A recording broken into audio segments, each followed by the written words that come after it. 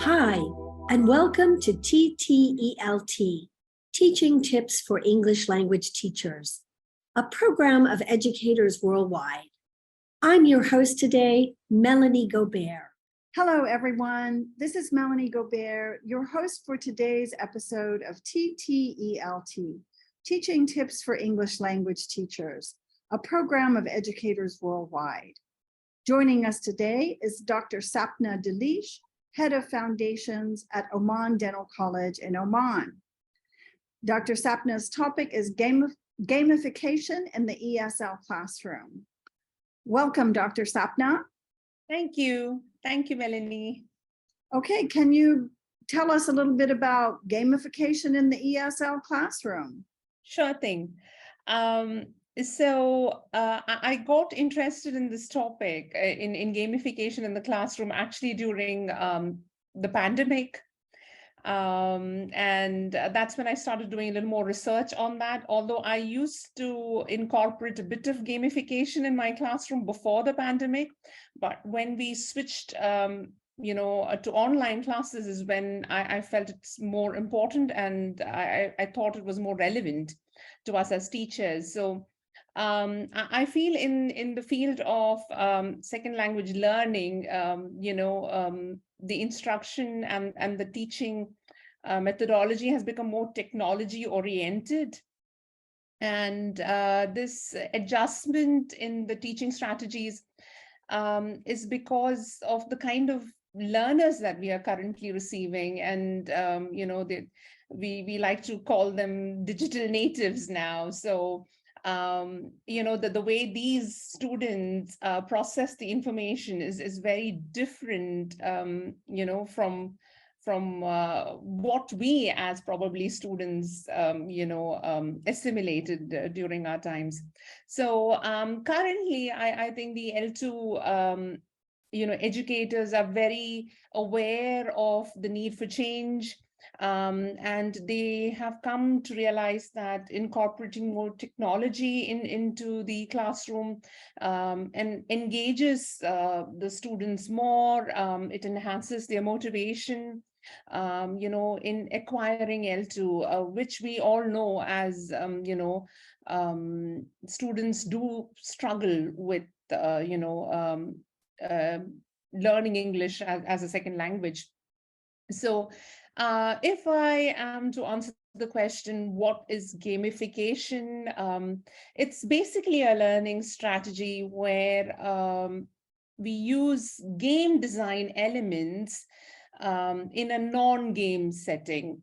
So it's basically a natural extension of generational change in how people learn. So to put it in simple terms, it's like many of our students have spent their formative years, learning through different mediated experiences like playing video games, using social networks or media, being in the online environment. And sometimes we have this tendency to dismiss these as bad habits or undesirable habits or traits, but I feel there is potential for us teachers to use them in our classrooms as pedagogic tools. So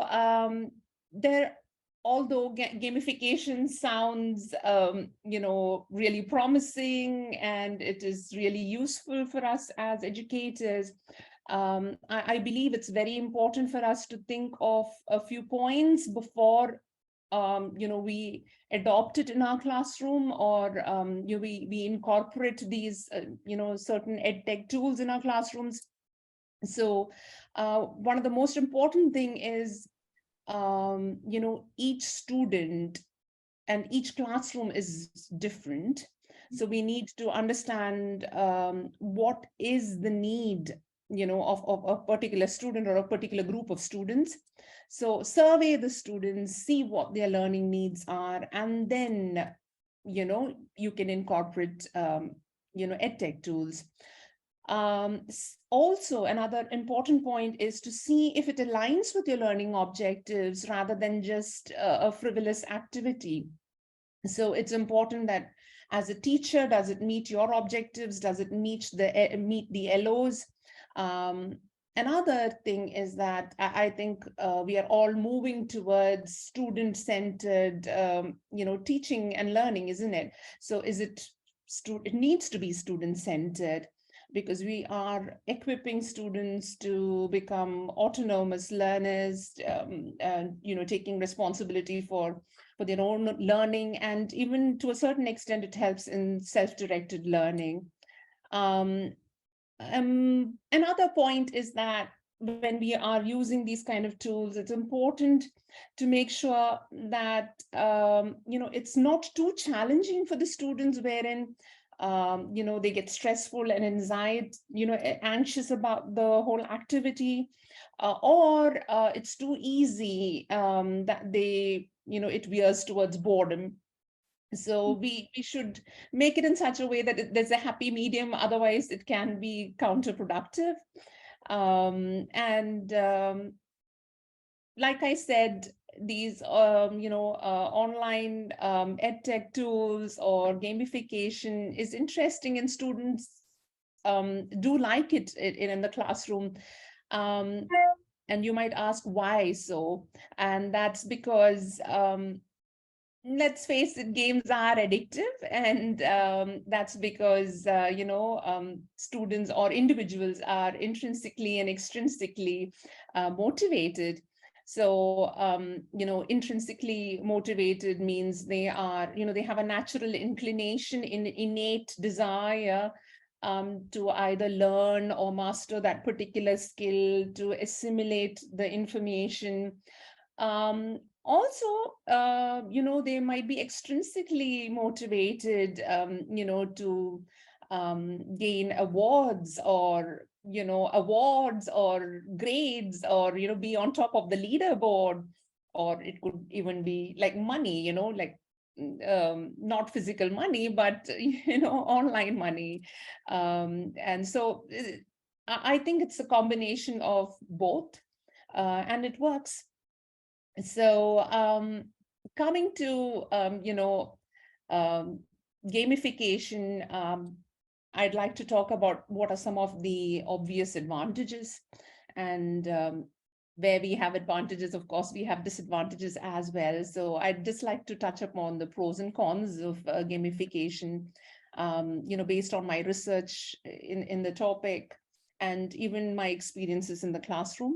So one of the first things is, of course, it improves student engagement, because I think on a very basic level, it appeals to our natural instinct to play. And games have this ability to transform even dull content into something interesting and engaging.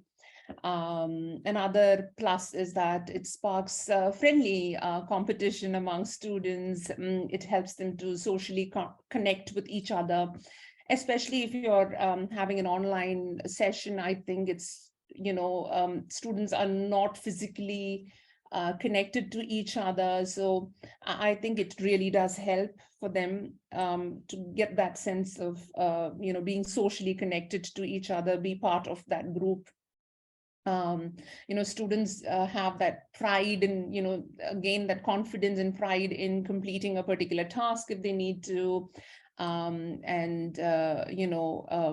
Like I said, friendly competition is always good. And what studies have also shown is that it helps to improve knowledge absorption and retention. So, the learners are cognitively active, they're enjoying the learning process. So if you're enjoying the process, you feel genuine emotions at that point in time. And studies have shown that, the retention is higher of the content at that point.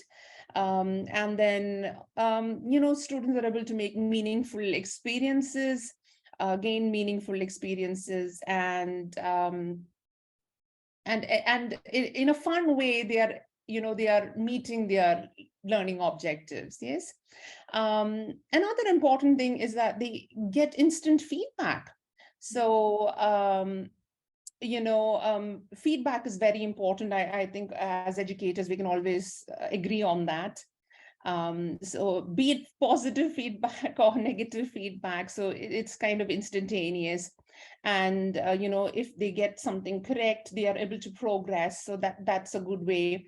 And even if they get something wrong, they might lose a few points, but what this whole experience does is that it helps to promote mistake-driven learning, because we are providing a safe environment for students to experiment without the fear of failure. Okay, thank you, Dr. Sapna. Let me interrupt you just to ask, Sure. in closing, what are some of the EdTech tools available for teachers? What tools do you recommend? All right, sure thing. So what I have kind of experimented with, and I do like working with, is I'm sure all of us know about Kahoot. So I do use Kahoot. It's an online tool that's available, and it's very user friendly. I do use quizzes. Quizlet Live. I have started using quite a bit of Padlet and Mentimeter. We have something called as ThinkLink. And if you want to go, device free, in the sense the students don't need to have a device with them, then we can use Bamboozle, in class. So these are some of the tools that I use, and I use it, mainly to teach and review, almost all the skills in class. And I find— Dr. Sapna, I'm sorry to interrupt you. Thank you so much. You have had so much to share. Thank you very much. Thank you so much. It's pleasure, absolute pleasure. Thank you. This has been Melanie Gobert, your host for today's episode of TTELT, Teaching Tips for English Language Teachers, a program brought to you by educators worldwide. Thank you again, Dr. Sapna. Thank you Very much. Thank you for joining us today. Share with us how you are using these tips. Leave us a comment or voice message on social media or at ttelt.org. Thanks for joining this episode of TTELT, brought to you by educators worldwide. Follow, like, and subscribe to TTELT on your social media, and try a new teaching tip today.